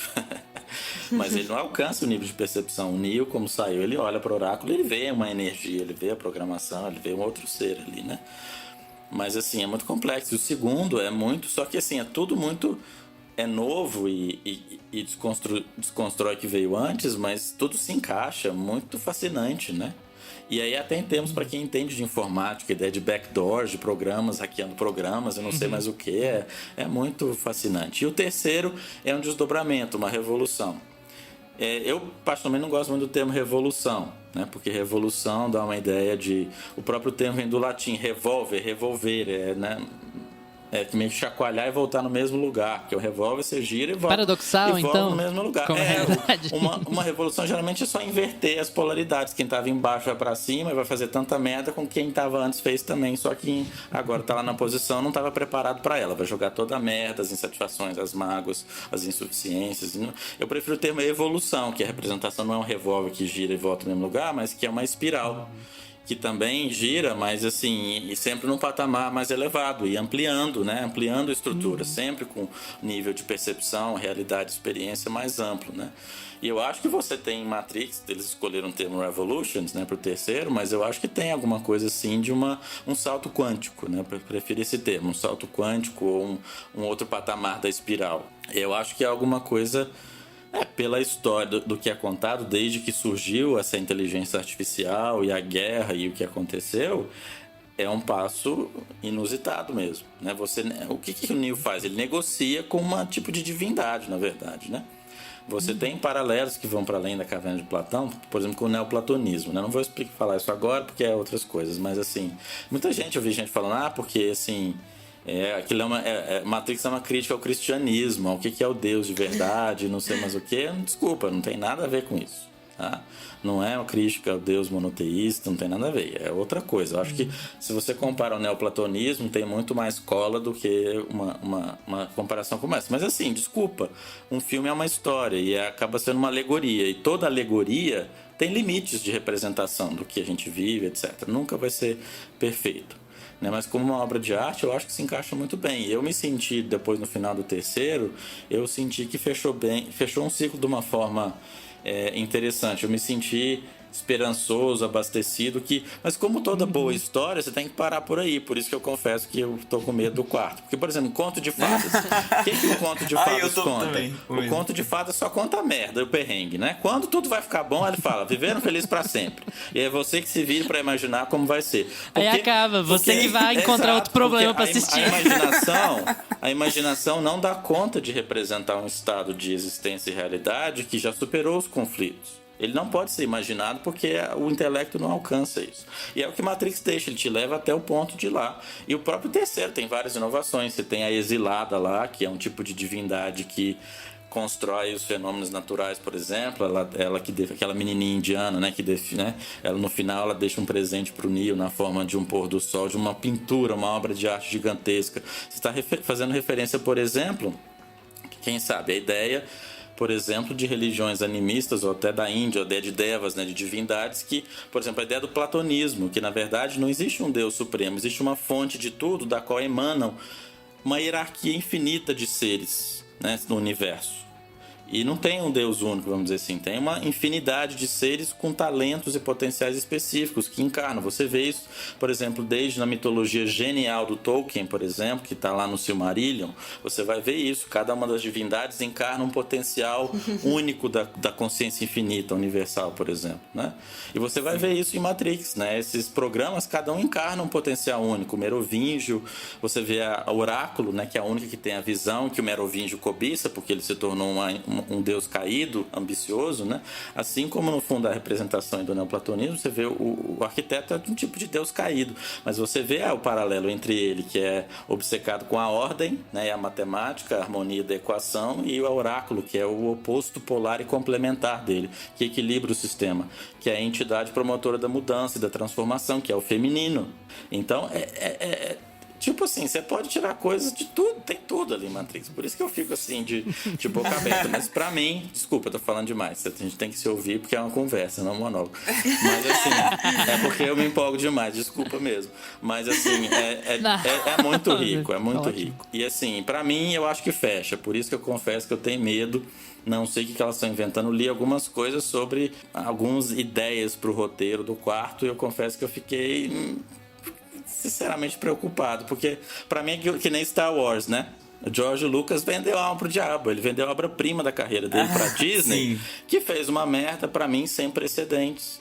Porque é um monte de filme árido que não tem energia. Tudo bem, ele também não é um grande, digamos, diretor, né? A energia que você tem na primeira trilogia, especialmente no segundo e terceiro, que ele não dirigiu, o roteiro da segunda trilogia é muito bom, mas a energia, a sensação de viver aquela história é mais árida, né? Não tem a mesma energia da primeira trilogia. A terceira, pra mim, é um fiasco em todos os níveis. Em nível de roteiro, de história, em nível da experiência. Pra mim, foi uma merda, assim, sem parar. E eu tenho medo de que, lógico, como eu admiro elas imensamente, e é o bebezinho delas, elas são pessoas super... particularmente a Lana, no caso, né? Que vai estar tocando o projeto. A sensibilidade e a inteligência, claro que... Porque elas já estão pensando em desdobramentos dessa história há muito tempo. Então, assim, eu acho que não vai ter nada, porque a Disney quer fazer dinheiro a rodo infinitamente em cima disso, e aí fez uma história que pra mim desculpa se eu tô sendo muito radical, mas é de jogar no lixo mesmo. Não, mas tem muita gente que critica a última trilogia de Star Wars, e inclusive o meu preferido desses últimos foi o Rogue One, que não faz parte assim, o melhor, é o que se encaixa certinho, é o melhor mesmo, o que mais faz sentido, bem. É muito bom. Eu acho que Star Wars veio como um produto, assim, né? Um revival de toda uma era, assim. A gente viu que as prateleiras encheram de boneco de novo. A Re-Rap fez a festa. Então, assim, eu acho que teve toda uma questão de um revival também. Mas, cara, pelo menos honra o seu consumidor e faz uma coisa minimamente palatável, coerente, consistente, tá? Você já tá é mais uma prova de que a história hoje, a história de Star Wars é subvalorizada, né? Porque você trouxe toda a tecnologia, o CGI, que era muito... Você fez os episódios 1, 2 e 3 porque a tecnologia era melhor. Você fez os episódios 7, 8 e 9 porque a tecnologia era ainda melhor. E o filme não consegue entregar o que os primeiros 3 entregam. Ou seja, o texto faz total diferença, né? Com Gente, certeza. deixa eu só fazer uma ponte aqui. Carol adora falar de Star Wars, eu tenho certeza que ela vai ter muito a contribuir sobre Star Wars. Mas, Carol, eu ia passar a bola pra você e a gente vai explorando. O que você acha que você achou do que o Erwin falou sobre o final da história, o final dos 3 filmes, assim? Você acha que... Dá sua interpretação. Eu acho que faz muito sentido. Eu acho que finalizou bem o roteiro e todo o universo ali, a história, porque ele te dá o final e eu acho isso legal, assim, em filmes. Eu gosto muito de filmes que ele te entrega um final, só que ele deixa uma vírgula, que aí você fica tipo, tá bom, você me deu um final, mas agora eu posso criar o resto desse final. E aí você fica, tipo, pensando nisso o resto da vida e você vai criar meio que, tipo, o ponto final mesmo da história, porque ele faz lá, termina os conflitos, mas ele fala, tipo, terminou os conflitos agora. Vamos ver o que vai acontecer. E aí você fica tipo, gente, é verdade? O que vai acontecer? Será que é um looping? Será que é o paradoxo? Será que isso sempre vai acontecer? E eu achei isso fantástico, porque é muito a mente delas. É muito legal pegar pessoas assim que têm várias influências e várias, sei lá, divindades falando assim no ouvido da pessoa, e ela pega e consegue colocar numa história em que tudo faz muito sentido. Então, pra mim, até o final fez muito sentido. Eu tô com essa pulga atrás da orelha, igual o Erwin também, do que vai vir nesse quarto, porque não sei se elas vão continuar fazer o looping ou se elas vão, tipo... Se é a Lana, né, no caso. Se ela vai virar tudo e fazer outra coisa. Eu tô muito curiosa. Eu não vi nada sobre o roteiro. Acho que vocês devem ter visto alguma coisa. Eu não vi absolutamente nada. Eu só vi que vai... Não gosto muito de especular. Eu vi que vai sair o filme. E eu tô, gente, o que vai sair desse e filme, sei que meu tem Deus? o Neil, tem o Keanu Reeves, foi Sim. confirmado, e a Carrie Ann também, né? o Morpheus eu acho que lá não o tá. restante não tem certeza. Ah, ele não tá. Não foi... então... Não, cabe a mim discordar de tudo. discordar de vocês, né? Aqueles... Sinta-se à vontade. Erwin, o Gustavo, ele é sempre a Ele é o ovelha do negra aqui contra. desse É o do grupo. contra. Sempre junta a Carol e eu, a gente não gosta do filme, ele gosta, a gente gosta do filme, ele não gosta. Tem que ter então o agora vai oposto ser pra gerar discussão. Não, na pra verdade... gerar evolução, como o Erwin disse. Exatamente. Sempre espiral, sempre subindo, exatamente. É isso. Então, eu acho que o fim é muito bom. Eu acho que o fim em si, ele encerra muito bem a trilogia. Mas do Reloaded pra frente, né, do Reloaded Revolution, primeiro que os títulos confundem. Eles colocaram E o ano, os Reloaded- títulos e o ano, os dois Reloaded- filmes saem no mesmo ano. Exatamente. Reloaded Revolution. Ok, eu tô zoando, né? Porque de longe isso é um problema. Isso é um problema. Isso é um problema meu que eu não decorei. Mas. Por que não escreveram o número 3 lá no pôster lá 2, direto, 3, né? caramba. Não, mas brincadeiras à parte, eu acho que do Reloaded pro Revolutions, eles começaram a perder um pouco. Isso assim, eu acho que mais dentro do universo cinematográfico, muito mais do que pensando na obra de arte que elas idealizaram como um todo. Eu acho que pra cinematografia, como, enfim, exposição de personagem, desenvolvimento, eu acho que eles colocaram subtramas que às vezes fica meio chato de assistir. Eu acho que não foram muito bem desenvolvidas em tela, sabe? Eu acho que, principalmente ali em Zion, no começo de Reloaded, tem algumas cenas que eu acho que poderiam ter sido cortadas. Eu acho que o filme é um pouco grande demais. O Revolutions também. Então eu acho que, assim, é muito mais do que falar da perspectiva filosófica e o que eles queriam entregar como história, um todo. Mas eu acho que algumas lasquinhas, assim...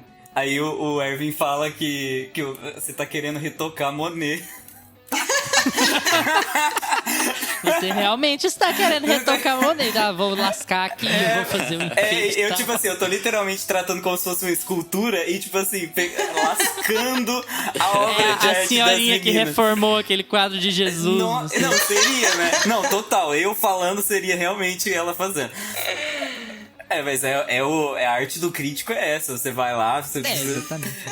Mas eu acho que, assim, tem algumas subtramas que ficam clichês demais, no meu ponto de vista. Eu acho que a própria atuação de algumas personagens novatas ali, de alguns atores novatos ali, ficou um pouco artificial o universo. Então eu acho que Zion poderia ter sido construído um pouquinho de uma forma mais natural. Então tem personagem demais que aparece, subtramas demais que vão aparecendo ali. Eu entendo que foi tudo pra humanizar os personagens, tem o seu propósito no final do filme. É muito legal, porque quando você coloca alguém que se importa com aquele personagem dentro da trama, você... quando ele morre, tem mais peso, por exemplo. Então o Matrix faz muito isso ao longo dos 3 filmes. Só que tudo precisava ser um relacionamento amoroso, sabe? Eu fiquei meio... tipo, todo mundo ama todo mundo e todo mundo tem um problema... Tipo, ama todo... Sabe? Um dos maiores conflitos, assim, que eu acho que passou... Podia ter cortado, podia ter sido resolvido de outra forma, foi aquela cena que o Neo precisa beijar a esposa lá do francês. A Perséfone. A esposa do francês pra... Tipo, porque ela quer sentir a verdadeira experiência, né? Ela quer ter o que ela não tem há muito... Tudo aquilo é muito bem explicado. Mas eu achei tão piegas, assim. Eu fui ver de novo, eu falei, meu Deus, que vergonha alheia. Parece que você tá assistindo... Parece que você tá assistindo Beija-Sapo da... Sabe? Como é que é o nome? Parece programa de auditório, assim. Eu fiquei assim, gente, não é possível. Só falta colocar os batimentos cardíacos na tela da Trinity. Não, mas assim, tirando esses detalhes, eu acho que o fim em si, que foi a sua pergunta, Luiz, é muito bem encaixado. O Erwin traduziu bem, assim, já. Toda essa questão de transportar uma ideia, uma filosofia de vida, os traumas e as ideias que passam ali na cabeça dela pra tela. Eu acho que Matrix é a obra-prima delas. Por mais que elas tenham outras obras pós-Matrix, elas sempre serão lembradas por Matrix, né? É só esses detalhezinhos, mas eu acho que passou tanto tempo já, Matrix já tá tão distante da gente, que eu acho que cabe mais a gente agora ver o que vai fazer em Matrix 4 e criticar o 4 mesmo, porque eu eu tô com medo.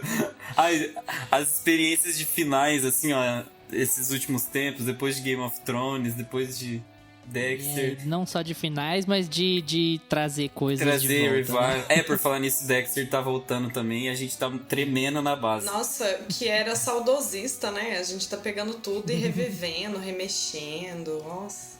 Hollywood vive disso, né? Eu suspeito, Gustavo, que você vai ter pano pra manga, viu? Pra descer a rifa no 4, eu tô com medo. Descer além? Eu acho que mais que o 3. Você tem uma certa razão, assim, que o 3 ele deixa de ter tanta novidade, inovação, e você tem que estender o roteiro pra finalizar, né, linhas de tramas dentro da história, né? Mas assim, eu acho que o 4 vai te dar pano pra manga pra exercer sua paixão de crítico.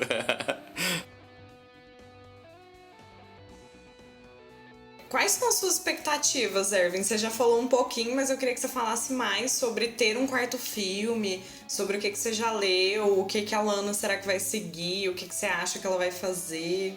Olha, eu tenho, assim, receios de quando você tem obras mais ou menos bem fechadas e você quer realmente reabrir o conjunto, o sistema, por alguma razão ou outra. Seja porque o estúdio quer ganhar dinheiro, você faz, né?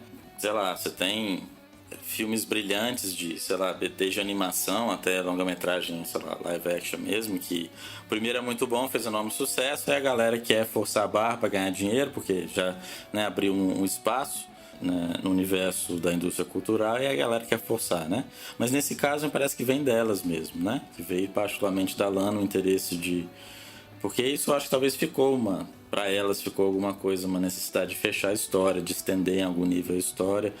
E eu confesso que fui dar uma olhadinha, tem quase nada sobre o roteiro, mas eu vi algumas poucas linhas que me deixaram muito insatisfeito. Confesso que não. Tipo assim, a guerra vai voltar e vai surgir um novo vírus, o Neo vai ser, mestre, o que o Morfeu foi para um novo escolhido, uns trem assim que tava aparecendo. E eu não sei se é especulação ou se houve revelação. Eu acho que ela não deve ter revelado nada do roteiro. Isso aí é gente que teve acesso a alguma coisa, bastidores, não sei, e que tava, né, explorando alguma coisa nesse sentido. Mas certamente que, como você falou, o filme termina deixando vários caminhos de possibilidade para essa história. Mas é o que eu falei, como um bom conto de fadas, você fecha a dinâmica da história que tem a ver com a existência no tempo e espaço, que é dual, que é dualística, né? Tudo que existe tem o seu oposto em algum nível, né?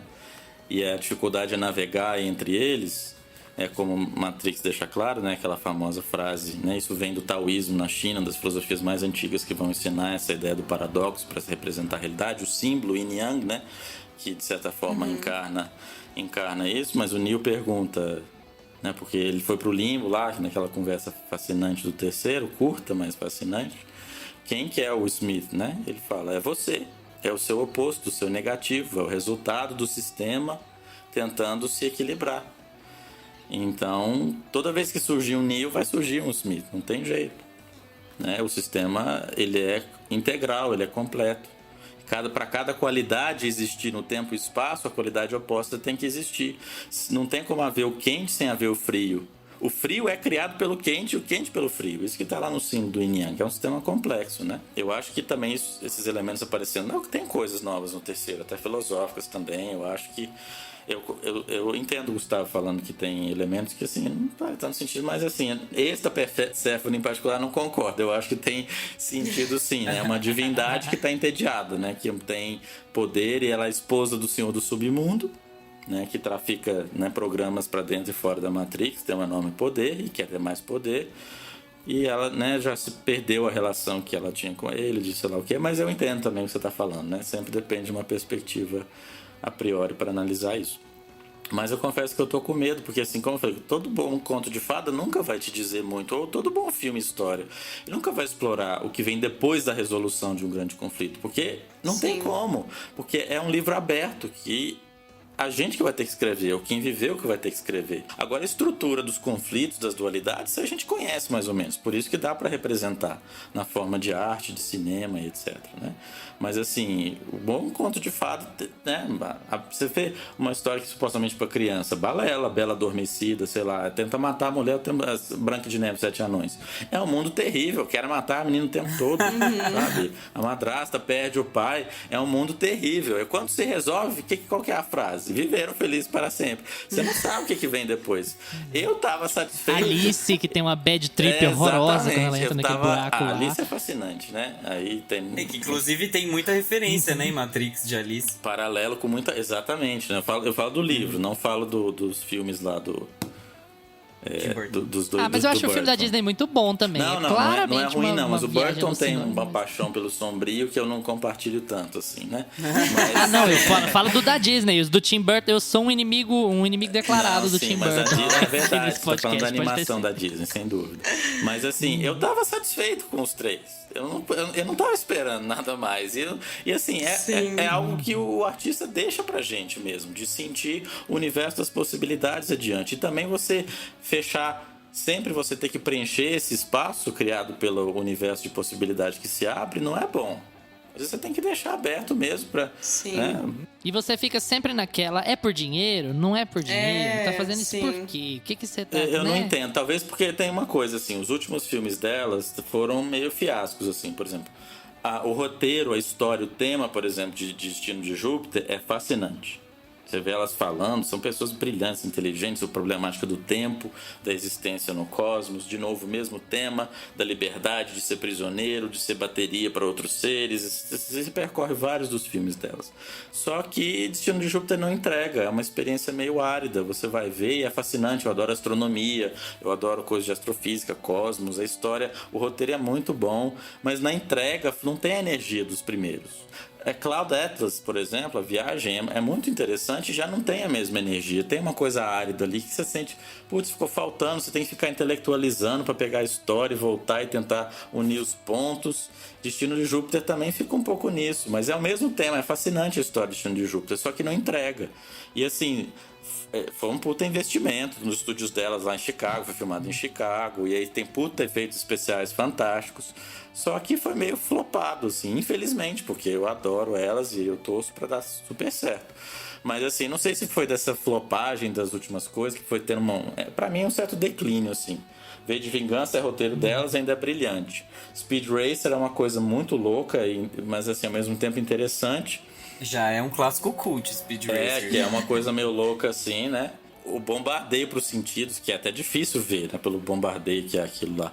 Mas a história, o roteiro também é muito interessante, as personagens, os atores. Mas assim, e depois pra mim vem um certo declínio, assim, em termos da experiência que foi ver esses filmes. Cloud Atlas já não foi tanto. Quando eu vi o trailer fiquei fascinado, quando eu vi o filme eu tive que ver de novo para entender direito, e a energia, não sentia aquela mesma sensação de estar na presença de uma coisa sublime, sabe? Eu tenho a impressão que elas têm um pouco de dificuldade de amarrar esses dois mundos delas que a gente estava discutindo, que elas amarram muito bem em Matrix, e eu sinto que elas têm dificuldade de fazer isso, que é esse mundo intelectualizado e o mundo de um produtor de blockbuster. Quando elas vão encaixar isso, eu tenho a impressão que elas não encaixam tão bem. Até um problema que eu vejo no Revolutions. Eu acho que ele é um filme que acaba bem, mas ele é absolutamente diferente dos outros dois. Ele é um filme de guerra, ele é um filme blockbuster. Ele tá ali naquela... Se você for comparar, ele é um Retorno do Rei tecnológico. Ele é briga. Mas em defesa ele delas, tá focado na guerra, elas pelo menos argumentam que houve pressão dos estúdios para inserir violência, para inserir esse tipo de cena, que elas não queriam, resistiram, mas ainda estavam, né, nas mãos da Warner, ainda foi, né, porque foi com a Warner que elas fizeram o segundo filme, já num grande estúdio. Você tá um pouco na mão, né, de produtores e tal. Dizem, né, eu vi elas falando um pouco disso, que há uma certa reclamação do excesso de violência, é um filme de guerra mesmo. O terceiro tem muito essa qualidade pesada, né? Mas assim, em defesa delas, elas disseram isso. Mas não é um problema em si, não, sabe? eu acho que dentro do roteiro ainda tem o seu sentido, né? Mas que tem um peso, tem um peso. Mas assim, também tem outra coisa. Eu acho um bom filme de guerra, mas eu acho que é uma tendência... os filmes mudam. Você passa de uma linha muito filosófica, que tem efeitos especiais como um auxiliador para você contar a sua história, para uma linha em que você tem os efeitos especiais como carro-chefe e a história como auxiliadora, sabe? Como pano de fundo. E isso pode ter vindo por diversos motivos, pela direção, pelo estúdio, que é bem provável, inclusive, mas você sente esse caminho, essa alteração no jeito que elas estão contando a história. E eu acho até que elas amarram muito bem no fim das contas, levando-se em consideração tudo isso. E a gente tem que levar em consideração também que o quarto filme, ele vai ser... tá programado pro fim desse ano, certo? Dezembro? Sim. Mas assim, as datas dos estúdios estão malucas, né? Porque eu não sei se vocês sabem, mas a gente tá vivendo uma pandemia. O brasileiro ainda não entendeu. A gente ainda tá tentando, mas o brasileiro ainda não entendeu. E como que vai ser esse retorno? A gente vai ver esse filme no cinema, a gente vai ver ele na HBO Max, ele vai entrar com a mesma força de um blockbuster de cinema. Matrix vai ter o buzz do Snyder Cut, por exemplo. E se Matrix estrear e não tiver o público do Snyder Cut, aí ferrou. Eles vão ter que fazer um marketing em cima do filme. Então, tá muito... Eu acho que tá muito perto pra gente não tá ouvindo o buzz de Matrix. Mas eu tenho intenção, como o Erwin falou, que talvez seja proposital. Não é muito vazamento de roteiro, não é muito... Olha, vamos deixar a história aqui do jeito que ela tá sendo gravada, sem deixar as coisas vazarem, sem ter muita especulação, e aí a gente vai lançar o projeto e ver o que o projeto vai entregar. Tem um pouco também disso que é esse declínio que o Erwin aponta de como do flop, né? De como o público tem recebido os filmes delas. Isso atrapalha bastante o buzz. E também essa ideia de pra fazer dinheiro ou não é pra fazer dinheiro, sabe? Acho que tem uma série de dúvidas que causam esse sumiço do filme, assim. Algumas delas propositais e outras não. Pelo menos é a minha impressão, né? Pessoal, esse episódio foi sensacional, eu adorei. Foi super minha cara. Adoro papos cabeça, filosofia sobre a realidade, maravilhoso. Eu queria agradecer imensamente a presença do Erwin aqui. Erwin, muito obrigado por ter aceitado participar. Foi incrível aqui, lembrando grandes momentos da nossa graduação aqui, né, gente? Eu ouvi você falar e a gente conversar sobre o tipo de coisa que a gente falou. Muito obrigado, viu? Espero que você volte logo para conversar mais com a gente. Foi uma honra, foi um prazer. Juro que eu não vi o tempo passar. A gente tá aqui, tô vendo, praticamente 2 horas. Não vi mesmo, foi uma delícia, um prazer mesmo. Obrigadão pelo convite. Ai, que legal, Erwin. Especialmente por ter sido o primeiro. Obrigado você mesmo. Vai estar de volta assim que você quiser. É só falar. Vamos agora pro nosso quadro preferido, em que a gente compartilha os nossos gostos estranhos com você que nos ouve. É hora do Pra Assistir de Pantufas.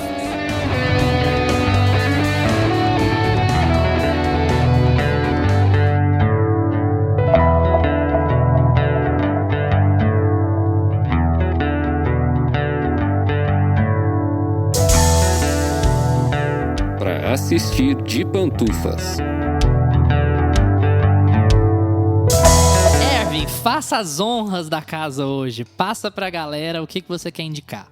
Olha, até tinha me perguntado ontem, uma pessoa viu a postagem, o que eu teria para indicar que seja similar a Matrix. Eu confesso que no nível da qualidade de roteiro, né, de tudo, figurino, efeitos, a profundidade e a extensão da problematização filosófica, a beleza dos filmes e tudo, não tem nada. Mas tem alguns que tem alguma coisa a ver. Por exemplo, eu tenho um que eu gosto, que assim, infelizmente muita gente não gostou.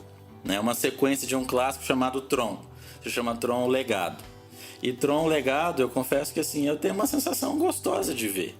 Eu acho que pela a combinação das imagens, efeitos, trilha sonora, história, tem um toquezinho zen ali no meio. Eu acho que tem alguma coisa a ver com esse universo também, da programação, da virtualidade da existência, o que é real, o que não é. E tem alguma coisa a ver, né? Pra mim não chega nem perto, né? Sem sombra de dúvida. O Tron, o primeiro, é um clássico, né? Que tá na fronteira dos videogames, um pouco da animação com um filme live action. E Tron: Legado, assim, eu vi muita gente descendo o pau, falam mal, etc. Mas eu... Desculpa, eu gostei. Até tenho ele em casa. Eu gosto também. Você quer ver um clássico também que tem um pouco a ver com essa fronteira da virtualidade, do mundo dos computadores, da realidade virtual, essa coisa toda? Eu acho que Tron é um interessante clássico também, particularmente o Legado, né? O segundo que eu gostei. Então, porque assim, como Matrix não tem nenhum, então para indicar, eu acho que algum que tem alguma coisa a ver e que é legalzinho ver também, eu indicaria Tron: O Legado, então. Carol, e você? Eu vou continuar a vibe de indicações boas, porque eu adoro Tron. E eu vou indicar uma série da Netflix. Olha só, gente, eu indicando série da Netflix. que é Love, Estamos Death na and... Matrix, o que é real, o que não é real. Isso aqui é um sonho. Isso está acontecendo? Isso é real. É o cheiro, é o gosto de Netflix que está pegando em Carolina. Eu vou indicar a série Love, Death and Robots, que em português ficou a mesma coisa, é Amor, Morte e Robôs. E eu vou falar especialmente de 2 episódios que eu acho que, mais num sentido sci-fi, talvez, tenha um pouco relação, assim, com Matrix, que é o 3º episódio, que chama A Testemunha. Ele fala sobre uma menina que testemunha um crime e ela entra em contato com o criminoso, com o assassino, e eles entram meio que numa disputa ali, numa corrida de gato e rato, pra ele pegar ela. E esse episódio é maravilhoso. Os episódios são curtos, né? Esse eu acho que tem tipo uns 10, 12 minutos. E é muito bom mesmo. Acho que ele tem até um pouco de de filosofia, talvez, entre os 2 que eu vou indicar. E o outro seria o Beyond the Aquila Rift, que é Para Além da Fenda de Aquila, que é o 7º episódio também dessa primeira temporada de Love, Death and Robots, que fala sobre uma nave que fica presa no espaço. E aí os tripulantes dessa nave acordam, só que eles não sabem muito bem onde eles estão, em que ano eles estão, o que eles estão fazendo ali. Eles estão meio perdidos, assim, tentando se encontrar no espaço-tempo. E também acontecem coisas, assim, incríveis, que você termina o episódio falando: meu Deus, gente, o que é isso que eu acabei de ver? Eu tô a louco série inteira pra ver é assim, na verdade, né? Você nunca viu? Nunca vi, eu tô louco pra ver, dizem que é perfeito. Gente, e vai essa sair a série... segunda temporada agora, né? Vai. Eu acho ela uma das melhores séries, assim, de animação que a Netflix fez, né, no caso. Fez a primeira temporada e vai fazer a segunda. Ela é perfeita em muitos sentidos. Ela é tipo um Black Mirror, mas versão animação. É muito bom. Depois de BoJack. Tá. Sua indicação. Meu Deus, depois todo episódio eu tenho que falar de Christopher Nolan. Você tem a sua cota de BoJack e a gente fica assim, né, nas pazes. Então, eu vou roubar mais uma vez. Eu não vou indicar filme e série. Eu vou indicar um álbum. Eu vou indicar o OK Computer, do Radiohead. Eu acho que O álbum saiu em 1997, mas eu acho que ele sintetiza muito a vibe que a gente viveu, assim, do bug do milênio, da virada de 99 para 2000, que Matrix fez parte do imaginário das pessoas de 2000 a 2010, assim. Eu acho que até hoje, né, o legado de Matrix é deixado com essa nova geração de hiperexposição à tecnologia, como a gente vai lidar com isso como seres humanos, como que a gente vai lidar e como que a gente vai se humanizar frente a tanta tecnologia que a gente tem em mãos. E OK Computer, eu acho que conversa muito com o filme. Eu acho que OK Computer é um álbum que o Thom Yorke, que é a mente pensante ali do Radiohead. Não confundir Thom Yorke com Thiago Yorke.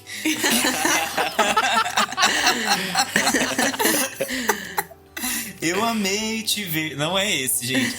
É o outro.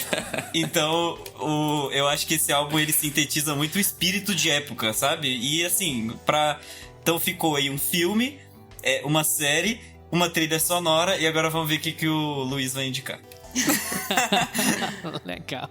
Deixou a bucha pra mim. Indicar, tipo assim, um sabonete, né? Gente, aí vem a publi da blogueira. Indicar OK Computer, muito bom. Então, eu tava pensando aqui, porque inclusive o tópico que a gente discutiu hoje, é muito possível achar várias coisas que você pode associar a Matrix, porque um dos charmes de Matrix é ter sido esse ponto de virada pro século XXI em termos de produção cinematográfica, né? Sim. Se eu for falar de Jornada do Herói, eu posso indicar um filme, porque parece Matrix, por causa da Jornada do Herói. Se eu for indicar ficção científica, porque parece Matrix, por causa da ficção científica. Se eu for indicar um filme de ação, e assim vai. Então eu fiquei muito na dúvida sobre o que indicar. Quando você tem opções demais, você acaba tendo opções de menos, né? Então eu queria trazer o próprio Mad Max, Estrada da Fúria, como um exemplo aqui. A história parece com a de Matrix? Não, de forma alguma.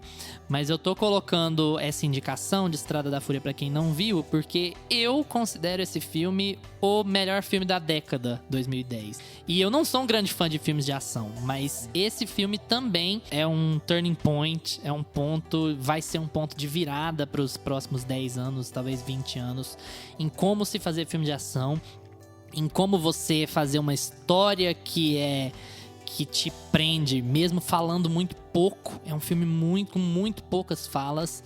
E ainda assim ele é um filme que tem um ritmo espetacular. E é um filme muito bonito, com uma ação muito envolvente, muito atraente. Muito bem coreografada, né? Tudo muito bem coreografada. Nossa, eu sou apaixonado por esse filme. E eu quero indicar ele aqui porque também é um filme de ação. Como Matrix revolucionou o mundo da ação, revolucionou o milênio na ação, Mad Max é parte receptora disso e também parte produtora de um novo turning point que vai mudar o jeito como se encara a ação. Evolução, nos anos, né? Que estão por vir. Evolução, tá tudo ligado. Sempre subindo, Matrix exatamente. ensina pra Mad Max, que ensina pra Matrix de novo. A gente vai patentear esse comentário do Hermes e a gente vai usar toda vez que a gente for gravar um episódio aqui. É isso. Queria agradecer de novo. Hervé, muito obrigado por estar com a gente. Pessoal, é um prazer rever vocês. Já tem algum tempo, mas Gustavo, Carol, Luiz, brigadão pelo convite, por rever vocês. Ver vocês já se desdobrando aí na vida de adulto, carreiras e tal. E também fazer isso que, assim, nesse momento que a gente está vivendo, internacional e dentro da vida de cada um, é importante, sim, a gente voltar a sonhar, a viajar, a se abastecer de inspiração, né? E do mistério também da existência, porque a gente está muito, né, desse dia a dia meio árido e grotesco que a gente está vivendo, não é muito salutar, não. Então, brigadão pelo convite, foi um prazer, e se quiser pode chamar de novo que estamos aí. Chamaremos sim, muito obrigado. Gustavo, tchau. Tchau, galera, muito obrigado, Hervé, mais uma vez, e até a próxima. Carol, tchau. Tchau, gente, obrigada, Hervé. E aí, pessoal, vocês gostam de Matrix? Vocês já tinham parado pra pensar nos filmes da forma que a gente discutiu hoje? A gente mudou sua opinião? Você ficou com vontade de ver ou de rever? Conta pra gente nos comentários do YouTube ou nas nossas redes sociais, Instagram ou Twitter, @meiapantufa, e a gente responde dentro dessas redes sociais, a gente tá sempre atento e a gente dá uma olhadinha no seu comentário lá, viu? Muito obrigado pela atenção de vocês. Lembrem-se de seguir a gente no seu agregador de podcasts preferido, Spotify, Apple for Podcasts, YouTube, Amazon Music. Se você assistir no YouTube, não se esquece de curtir o episódio, se inscrever no canal e ativar o sininho para receber nossas notificações. Semana que vem, segunda-feira, 5 da tarde, a gente tá de volta. Tchau!